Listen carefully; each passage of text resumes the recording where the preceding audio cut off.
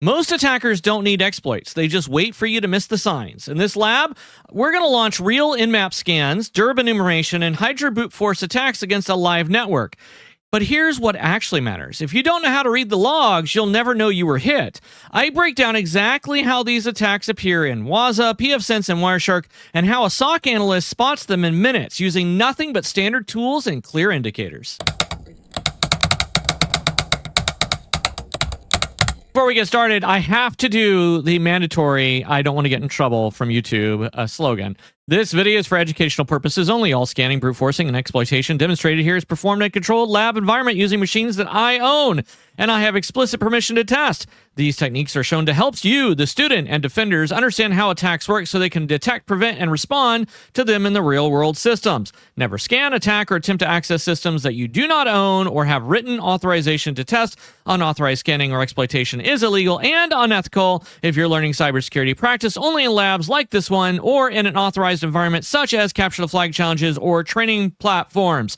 If you don't, you could go to jail. It's not a good thing. Don't do it. All right, let's get back into the lab now that hopefully I'm clear from YouTube.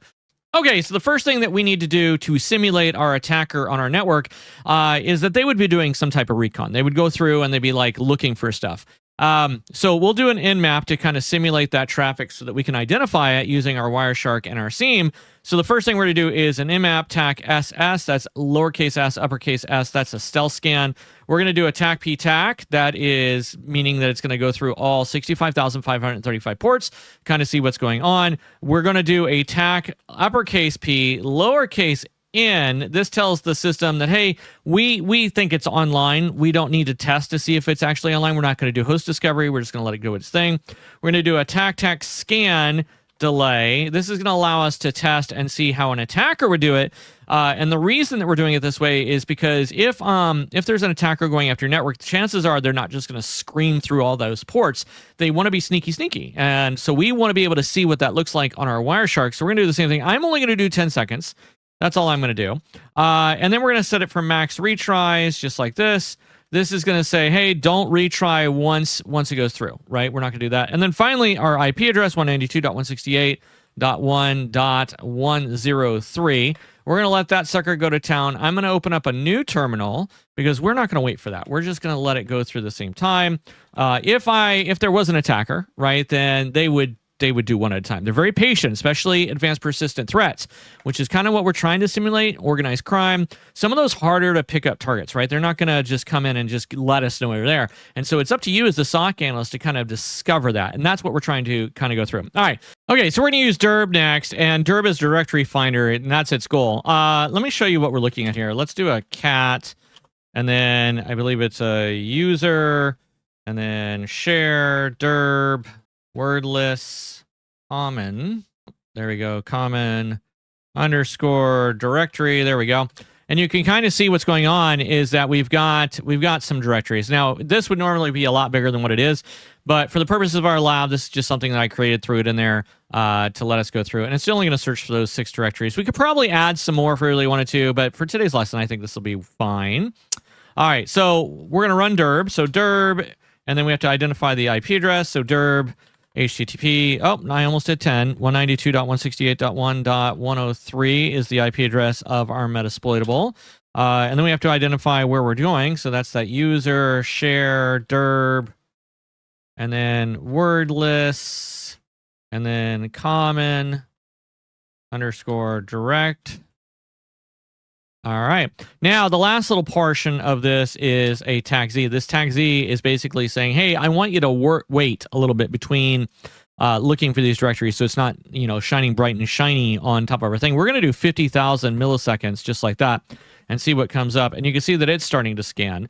So we've got our Nmap scanning. We've got our Dirb scanning. Finally, now we've already figured out that Metasploitable's got SSH open, so we're going to go ahead and showcase a password attack on SSH so we can see what that looks like on our SIEM as well as Wireshark as we're going through this lab. So we're going to run Hydra. I think we have to do a sudo first on that. So we're going to do sudo and then Hydra. Now we want to do a TAC T. That's going to tell it how many parallel tasks. We only want to do one because we're trying to be sneaky, right? We want to show you what an attacker would look like.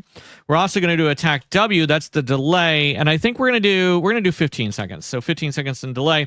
And then we just need to go through and identify our list. I'm going to actually do attack L, which is a little bit different. Usually we do attack P, which is a password list, which goes through and hits the same username with passwords. In this case, we're actually, instead of doing different passwords, we're actually different users. So a little bit of a difference there when we go through it. So we're going to do /user, /share, /Hydra, and then I believe that's in the username.txt. There it is. Now, that is what we call a password spraying attack. And so that password spraying attack is actually hitting different users rather than hitting different passwords. And so it doesn't show up on a lot of the security systems as quickly as if we were just to bombard the same username with a lot of passwords. So a lot of attackers are moving in that direction, but we do need to identify a password. I'm going to use my favorite 1234556. And then finally, we have to identify an IP address, the actual target that we're hitting. So 192.168.1.103 for our Metasploitable, and our protocol that we're operating on, which is going to be SSH. So a lot in this command as it goes through and tries to do its thing. So we've got, at this point, three different attacks going on. We've got our Nmap doing recon right there. We have our Dirb, looks like it's already done. And then we've got our Hydra trying to hit up SSH. So let's change gears. Let's shift it over to the defensive side. Now, if you want to follow along ethically, I've linked the PCAP used in this lab in the description. You can download it and practice identifying these scans and attacks safely without touching the live network. So this is Wazuh, and this is a security incident and event manager, and this is open source, right? So we've got this running on our lab SOC environment. You can see that we've got 250 total items that are to look at. We have 140 authentication failures and 33 successes. We got this nice little graph that kind of tells us what's going on. You can see where the attacks started to amp up. And then we see those top MITRE attacks. We see valid accounts, sudo and sudo, brute force, password guessing are all in there, probably from that Hydra. So this gives us a great outlook of what's going on. And we can start to see right over here the date and timestamp, the agents. All of this is great information. Let's click on authentication failure right out the gates. If we scroll down, we can see user authentication failure on the syslog. If I click on that, you can kind of start to see exactly what's going on. We see the agent name is Ubuntu. We can see that it's on SSH. And here we go. Our authentication failure, we can see the log name is UID equals 0. We can see the receiving host is 192.168.104. And so if we look at that, that is the attacker right there, okay? So based on that, we know it's from inside of our network. We know it's not outside of our network, which means that if we were looking at it from a SOC perspective, that means I would start to look towards that specific item, especially if we start to see a lot of it coming from that singular source. One little alert is not that big of a deal. It's when we start to see lots of alerts all from the same that we start to get a little bit concerned that there might be some malware or an insider threat or something else going on with that. All right, but let's keep looking as we go through this. Let me clear out these pink marks on my screen.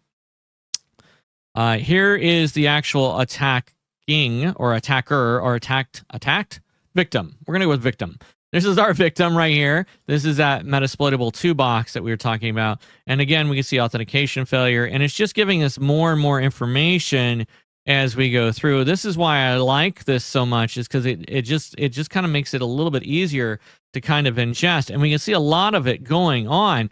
And again, I want to point out the agent name doesn't change, right? So if we were in a real SOC environment, this would really start to add up a lot. If I had a lot more machines on my network, it wouldn't all be like this. It wouldn't be one after another, but I've only got one client on there because I'm running a virtual machine. But it's good to know, right? So we've got all of these coming in, and look at this. Even with the delay that we put in, right? We see this first one at 3:14, 52 milliseconds, right? And then we see 3:14 at 50 milliseconds, and then 48. So it looks like it's happening about every second and a half associated with that. So obviously I did my delay a little bit wrong. It was probably 1.5 seconds instead of the 15 seconds that I thought it was, but that's okay. That's okay.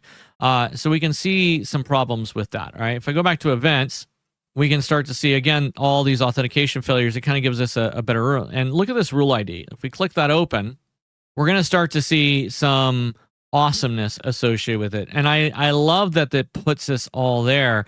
It really kind of identifies the compliance features, the related rules associated with it. We're not going to go through this all today, but I wanted to give you a good look of kind of what Wazuh kind of encompassed. Don't worry, we'll hit some of that a little bit later, I promise you. All right. So let's get back over to the security events. I went too far. All right, let's look at authentication success and see if we see anything in here that kind of bothers us a little bit. And I want to point out, here's that same machine. And we're seeing that with this Ubuntu that we're starting to see a little bit of successes in here. Now, it doesn't mean what you think it means, right? And so if we go over here, we extend this out a little bit, you'll see what I'm talking about. Let me get rid of those marks. So what we can see from here is that they've identified an actual user, and we can see that right here. The user ID's UID equals 0 root. So they've identified a user, and you may not think anything of this, but I want to point out this, right? They're going through different usernames as they go through, and they're trying a singular password.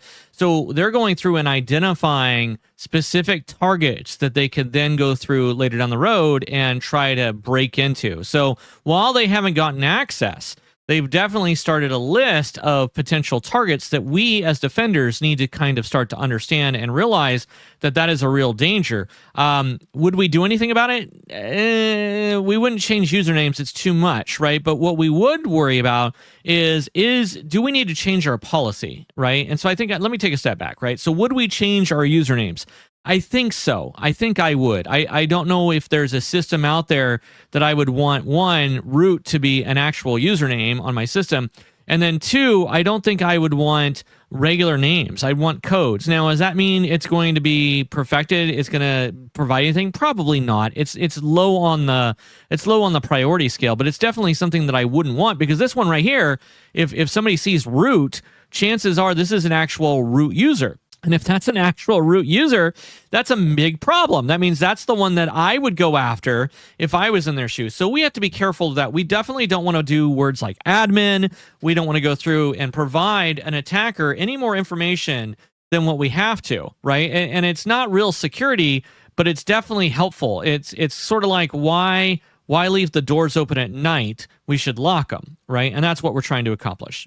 So we've kind of already gotten through that point on this one. Let me go back a little bit. Go back into security events. I keep forgetting to click that, right? And we can see that it's growing, right? So this is an active attack that is happening on our systems when we see something growing exponentially like that. So this would be something that we would take immediate action on, right? We would probably block that IP. We would black hole it on the firewall, which means we would take the firewall and we'd go through and say, hey, any traffic that's requesting information from this, we'd allow them to continue to talk to the system maybe, so we could see what they're trying to do, the commands they're trying to go through. Because if we just block them, then we can't see that, right? And that's assuming it was outside of our network. But then I would black hole it. And so any responses they tried to get back, it would never get to them. Their IP address would basically be one-way communication where they can come in, but they can't get anything out. And that way I can do a little bit more research on them and see what they're trying to accomplish, especially if I think it might be a more intensive type of attack, right? If I want to do it. Now, if I'm incredibly busy and we've got too much going on, sometimes it's not worth it, and we would just block it altogether. All right. Okay. So I want to point out a couple things that we didn't see in all of these, right? If we start to go through, I want to point out that I'm not seeing anything for Nmap. There's nothing for Nmap in here, even though that's coming from the same machine. And so our SIEM is not detecting it, right? So that is something that we need to be aware of as we're going through, okay? All of this is from Ubuntu. All of this is coming from the same machine, or I should be going to the same machine, right? But we're not seeing anything from Nmap, and we're not seeing anything from Dirb associated with this, right? So this is where we're kind of a little bit blind on our SIEM. All right, let's move out of this. Let's head over to Wireshark. All right, here we have Wireshark. I'm going to go ahead and stop this scan right here. Let's start seeing what we've got some data over here. Now, we'll see that we've got all that stuff from IP. Now, this is where our time index kind of comes in. I'm going to kind of sort this over here.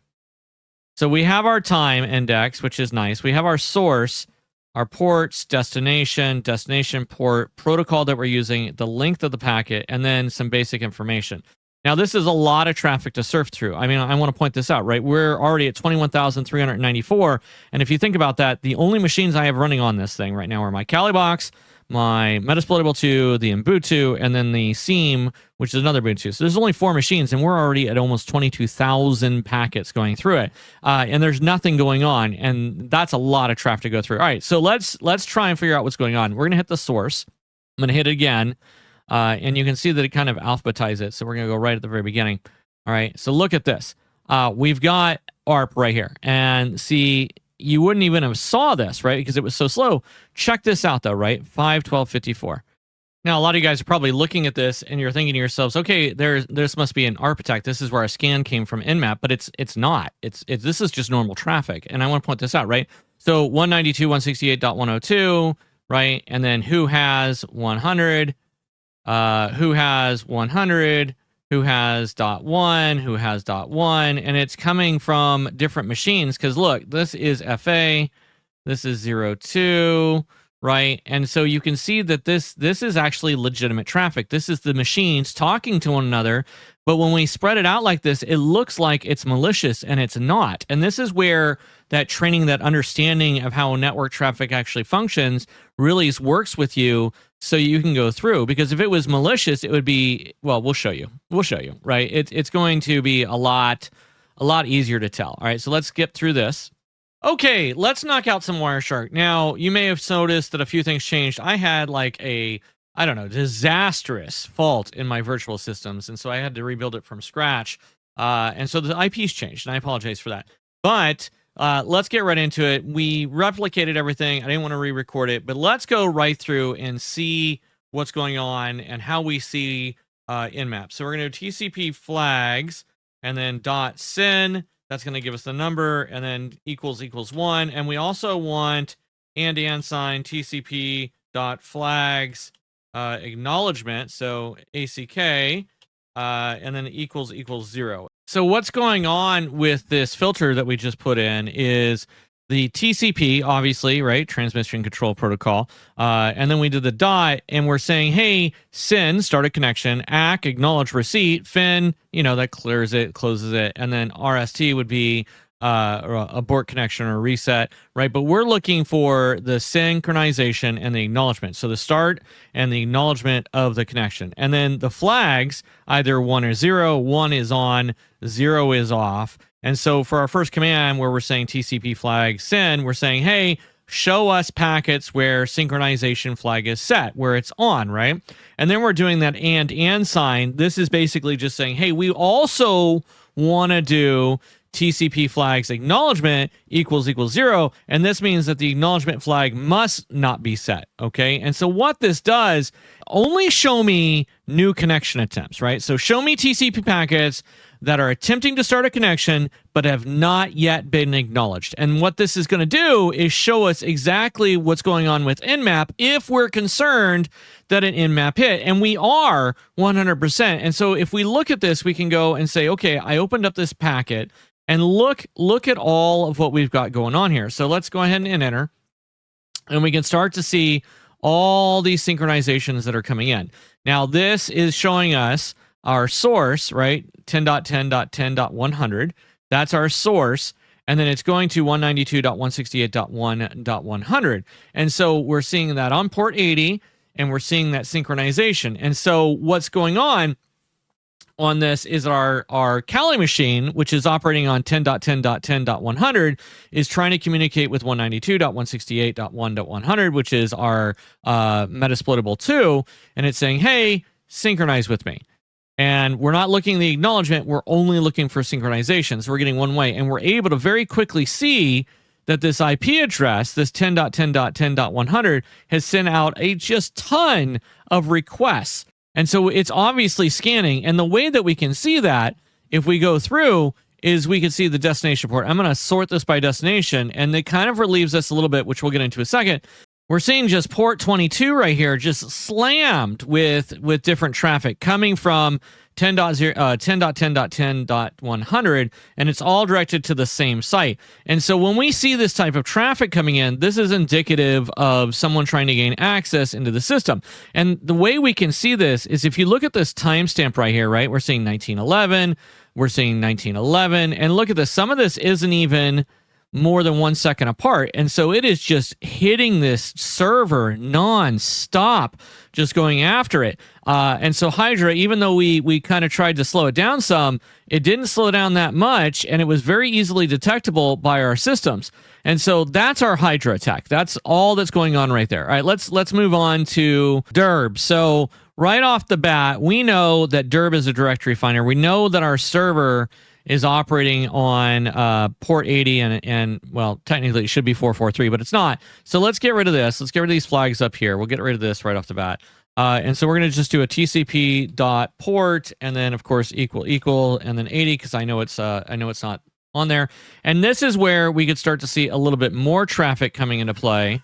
Now, if we start looking at this, you'll notice that the source IP and so on and so forth, it's kind of scattered out. So there's really no indication from a blanket cursory review that anything's abnormal. Matter of fact, a lot of this just looks like traffic coming back from the gateway, which is typical, right? So how do we figure out if there's something screwy going on with our system? Well, instead of just looking at port 80, let's start to look at the actual HTTP codes, because when somebody does a directory find, they're just searching nonstop off of a list. So we're going to do http.response.code, and we're looking for 404.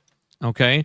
Now that 404 basically says, hey, nothing's found. Now I had to cut my system off because I had to rebuild it from scratch. So I apologize. I would have liked to have seen a little bit more than this, but this does still meet our requirements of what we're looking for. And the thing is that if Dirb was doing it, we would see 6 little things associated with this. Okay. But the fact is it's like, hey, this was not found. So 404 not found, 404 not found. We want to look at the date timestamp as well. If you pay attention right here, we can see 191056, 191056. And so even though we slowed it down when we were using Dirb, you can see how fast it really went. Now, from here, we want to actually know what they're going after, but this is going from the server over to the attacker, not the reverse. And so we want to see the other end of this as it's going through, but we're not going to find that because we've got our code in there. So let's get rid of that. We know we're on number 90 and 87, so let's hit that right off the bat. We can do this 2 ways. I'm going to show you the easy way first. I just hit this little number. It's going to go back and forth. Here's number 87, right? And we can see that's a response to 85, and you can tell because of this little arrow right here, it's telling us, hey, this is the response, and this is the original sent. So if we follow this all along, we can see get random file HTTP1, and then it acknowledged it. So let's break into this. We're going to get over here in the bottom, and we've got TCP open for some reason. We don't need TCP. What we want is HTTP because that's where it came in from. And so we're going to scroll down, and we can see this request. Let me get in the right one. There we go. We can see this request all the way down over here.